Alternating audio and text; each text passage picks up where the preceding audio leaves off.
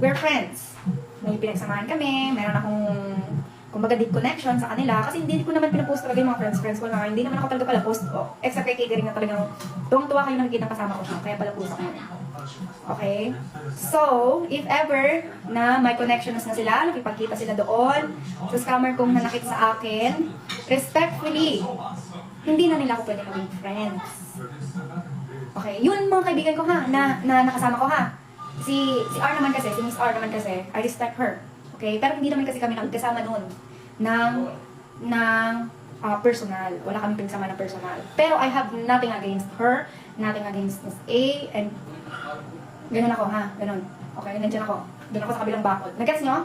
Okay, but if ever, kung sino man sa mga kaibigan ko na malapit sa akin at may personal akong relationship, if ever na magkaroon sila ng connections doon sa taong yon, then hindi ako magagalit. I swear, hindi ako magagalit. Pero hindi na lang tayo pwede maging friends. Malinaw? Yun lang yun. Kasi, isipin mo, ako na iniiyakan ko yung taong yun ng alas 3 na madaling araw, mag-alas 4, mag-alas 5 na ako nakatulog. It means it's something. She's something. Deep yung cut sa puso ko. Na kahit nakausapin ko yung sariling utak ko, I can't just forgive her just like that. Nagets niyo ba ako? Ang contradict niya sa sinasabi. Walang pakli. Hindi ako para maging spokesperson ng anyone. I'm just speaking about my personal life. Nagets niyo? Right? Hindi na ako para magalit. Ang sabi ko nga, ayoko na may kaibigan. Ayoko na may kaaway. Ayoko nagagalit. Except sa isang tao na kahit na anong baliktad ng utak ko. Gusto kong baliktad yung utak ko eh. Gusto kong hanapin sa utak ko, sa puso ko, sa bituka ko, sa kidney ko, na ang kapatawaran, hindi ko kaya. Ganun siya kadip sa akin. Okay, hindi ko mahanap sa talampakan ko ba, nasa kuko ko ba yun, nasa improve ko ba yung pagpapatawad ko, hindi ko mahanap. Iniiyakan ko siya ng alas 3 ng madaling araw, not because nasasaktan ako, but yung time ko sa papa ko, na sana naparamdam ko sa kanya o naibigay ko man yung mga bagay-bagay na deserve niya noong mga panahon nag-aagaw buhay siya. Hindi ko nabigay dahil yung tao yun. And ngayon, gusto magbayad sa akin. Why? So ako parang, may nagtanong sa akin, tatanggapin mo ba? So nag-isip ako, sabi ko, nagsagot ako ng sagot, sige. Pero nag-isip talaga ako, sabi ko, hindi na. Check out na lang kayo. Check out na lang kayo. Sabi ko, hindi na.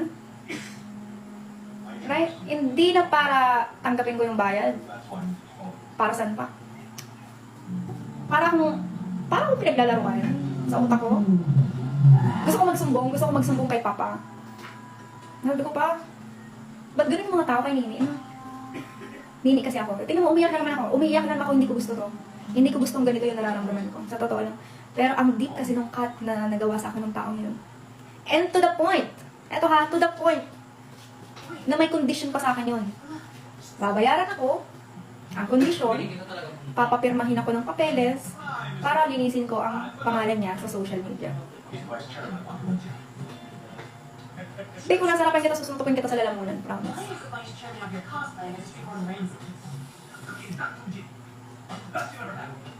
Right? So ako, nag-iisip ako, ilang araw ko nag-iisip. Am I being too insensitive?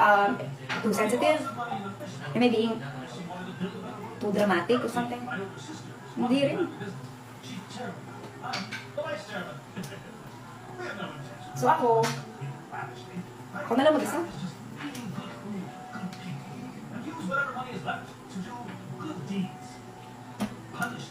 Alam niyo ako yung tao, parang gusto ko na lang mag-let go lagi.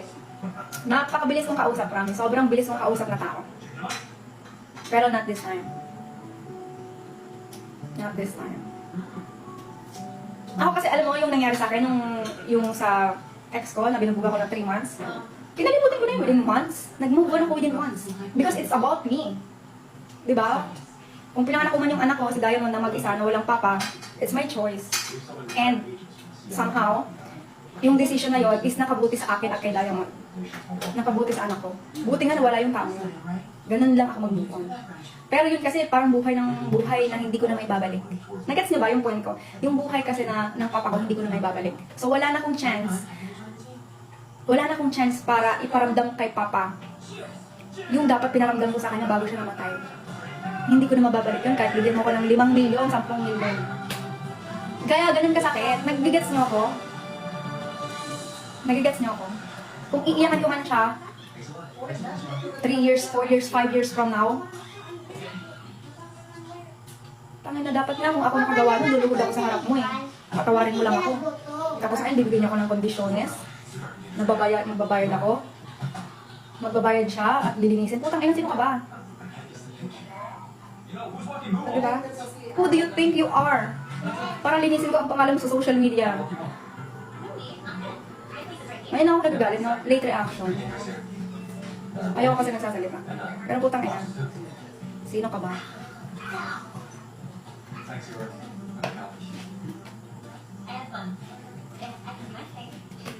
Ako siguro yung pinaka-reasonable na taong makikilala nun. Kasi kaya kong magpatawad almost lahat.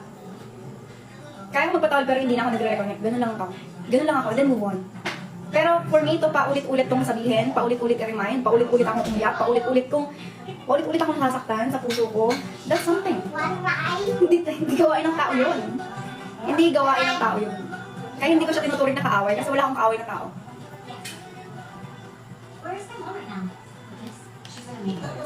Na parang, alam niyo yun?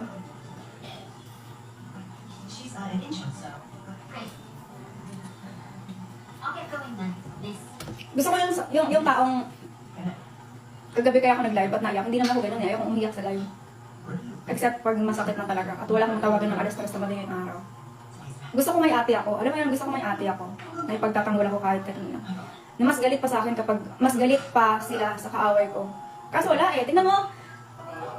Guys, uli lang ako. Wala akong mama, wala akong papa. Ako papanganay. Single ako, wala akong boyfriend. Wala akong partner. Right? So parang shit.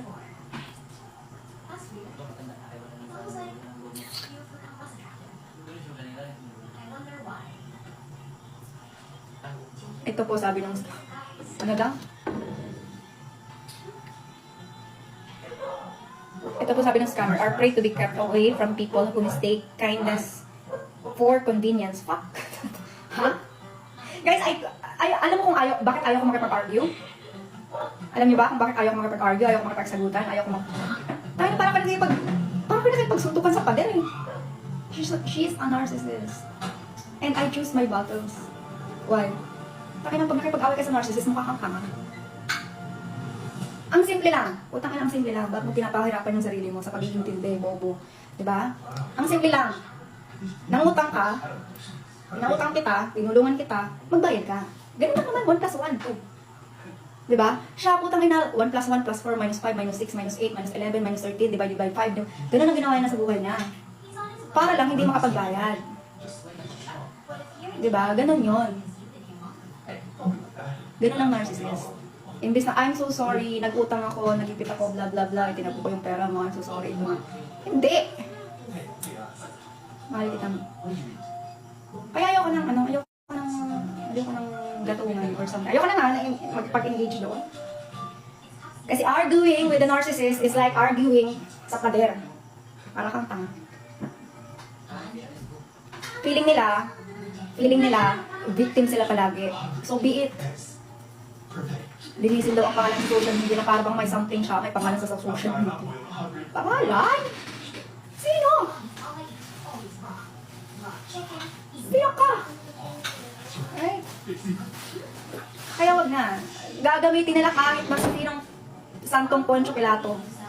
God, demonyo, kung sino man yung God nila. Lahat ng santo gagamitin nila para makapagsinungaling. Okay.